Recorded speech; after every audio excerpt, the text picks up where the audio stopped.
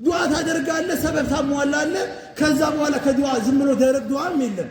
ልጅ ከፈለግ ዱዓ ብቻ ብታደርግ ያ ረቢ ልስጠኝ ያ ረቢ ልስጠኝ ብትለው ይሰጣል። ሰውየው ዱዓ እያደረገ ሻዎቹ ጋር መጣና ዱዓ አድርጉልኝ አላቸው። ዱዓ ያደርጋሉ አላህ ልጅ እንዲሰጠው ብለው። በአመቱ መጣ ልጅ አልሰጠኝም እኮ ሻዎቹ አላቸው። አሁንም ዱዓ ያደርጋሉ። እንዲያው ይሄ ሰውዬ እንዴት ዘገየበት አሉ። ሁለተኛ አመት መጣ ሰውየው አሁን አላህ እኮ አልሰጠኝም አለ። አሁንም ጠንከራ አድርገው ዱዓ አደረጉ። ሶስተኛ አመት መጣ።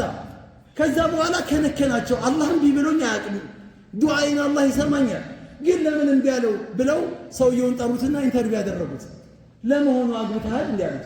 አረ ሸዎች አላገባውም ማለት አያችሁ። ዱዓ የሚያባክን ሰው አለ። ዱዓ የሶስት አመት ዱዓ ስንት አጀር ይወጣበታል። ይሄ ዱዓ የሚያባክን ሰው ምን ታዲያ ኬታም ነው አላህ ልጅ የሚሰጠው? መስጠት አላህማ ይችላል እኮ ይችላል። ሰውየው ሚስቴ ማህፀኗ ተገልብጧል አላቸው። ማህፀኗ ወጥቷል አለ። እሺ ወጥቷል አዎ ልጅ መውለድ እንፈልጋለን ግን ዱዓ አድርጉልኝ አለ። ማህፀን ከወጣ እንዴት ልጅ ይመጣል አሉት። የለም ልጅ ማያዣ እኮ መሸከሚያው ማህፀን ነው አላህ ከፈለገስ አሉት አላቸው ለሸሆቹ።